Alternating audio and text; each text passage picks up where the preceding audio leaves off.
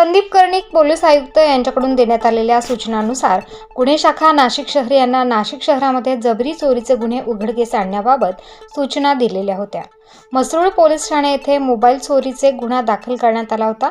सदर गुन्ह्याचा समांतर तपास करत असताना 15 मार्च रोजी राजेश राठोड यांना गुप्त बातमीदार यांच्या मार्फत बातमी मिळाली।